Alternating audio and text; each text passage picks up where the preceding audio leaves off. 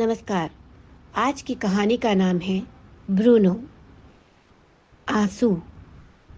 यूं तो हम तीनों की ही आंखों में थे, पर वजह अलग अलग थी।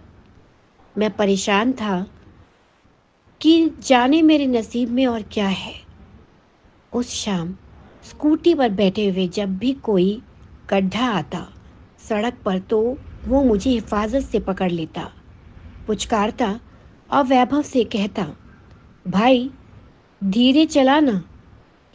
और दिन होते तो बात अलग होती, पर आज मुझे कोई खुशी नहीं थी। मैं चुपचाप बैठा रहा उन दोनों के बीच, उदास और शांत। मैं अपना परिचय आपसे करवाता हूँ। मैं ब्रूनो हूँ, एक कुत्ता, जन्म से भी और शायद तकदीर से भी। दर दर भटकना तो हमारे मुकद्दर में लिखता है ऊपर वाला। शायद मैंने भी अपने भविष्य से समझौता कर लिया था। कई दिनों तक साहिल को सुना था मैंने उसके किसी मित्र से बात करते। वो उससे मुझे अपने घर में रखने के लिए बड़ी मिन्नतें कर रहा था। उस दिन मैंने अपने कटोरे में रखे दूध रोटी को सूंघा भी नहीं, और जब शाम हुई तो तसल्ली हुई कि अब मुझे कोई नहीं ले जाएगा। जब खाने चला तो उस घर में पहले से ही रह रही भीमकाय जर्मन शेफर्ड बेरी ने मुझ पर हमला कर दिया। एक हफ्ते में वह कई बार अपनी धौंस मुझ पर जमा चुकी थी। मेरी उसकी हष्ट-पुष्ट काया की तुलना में कमजोर काया थी, और दुखी मन दोनों ही उससे भिड़ने में सक्षम न थे। और नतीजा ये निकला कि मुझे इस घर से भी कहीं और भेज दिया जाएगा। मैं कूं कूं करके रो रहा था। आंसू साहिल की भी आंखों में थे मेरे लिए, पर उसके पापा का निर्णय आखिरी था मेरी सुरक्षा की दृष्टि से। जब उसने आंखों में आंसू भरकर एक बैग में पेडिग्री का पैक और मेरा पसंद का शैम्पू रखा था, तो मेरा दिल जोर जोर से धड़क उठा। उसके गले लगकर रोना चाहता था, पर ऐसा होना अब संभव नहीं था। उसने प्यार से मेरी पीठ पर हाथ फिराया, मेरा मन भर आया। उससे मैंने अपने आगे के दोनों पंजों को मिलाकर माफ़ी भी मांगी। कहा भी कि कोने में पड़ा रहूंगा, बेरी से दूर। एक कोने जितना ही तो हूँ। उसका स्पर्श मेरा पहला लगाव था, जो अब मुझसे हमेशा के लिए छूट जाने वाला था। वो मुझे थपथपाकर स्कूटी पर बैठ गया। मैंने भरी नज़रों से उस घर को देखा जहाँ मेरा जन्म हुआ था, और क्रोध में अपनी किस्मत पर चुपचाप आंसू बहाता रहा। कैसी किस्मत लिखी तुमने भगवान। जन्म लेते ही हमारे लेनदार तैयार होते हैं, और माँ की आदत लगने से पहले ही हमारा बिछड़ना तय हो जाता है। हमें भी अपने साथ रहने वालों से लगाव होता है। मेरे साथ भी कुछ अलग न था। सब कुछ अच्छा था, पर पिछले एक महीने में ही मुश्किल से 1.5 बरस की उम्र में मैंने कितने दुख सह लिए। शायद मनुष्यों की तरह हथेलियाँ होती तो भगवान से पूछ पाता कि इन्हें कैसे बदल लूं। जब से साहिल को अपने किसी मित्र से कहते सुना था कि वो मुझे अपने घर रख ले, तब से न भूख थी और न प्यास।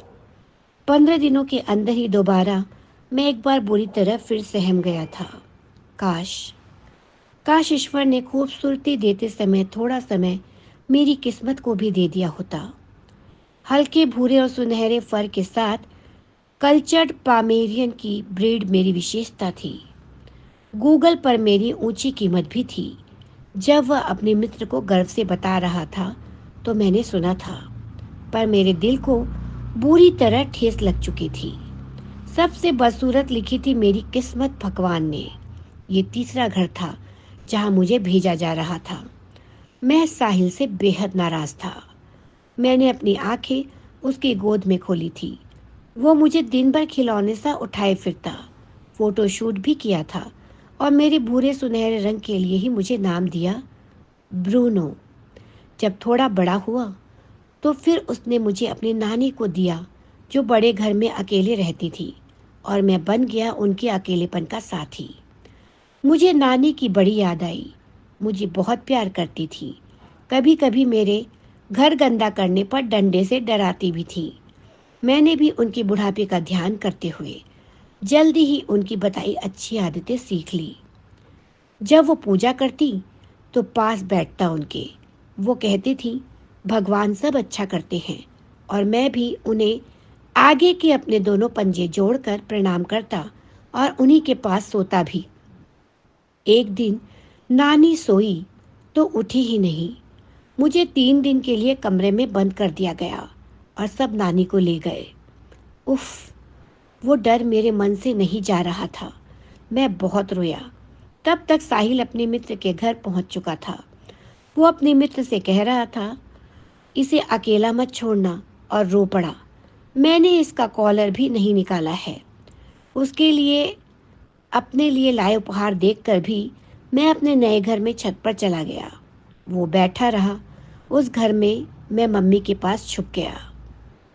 मुझे दूध रोटी खाते देख साहिल छुप कर चला गया।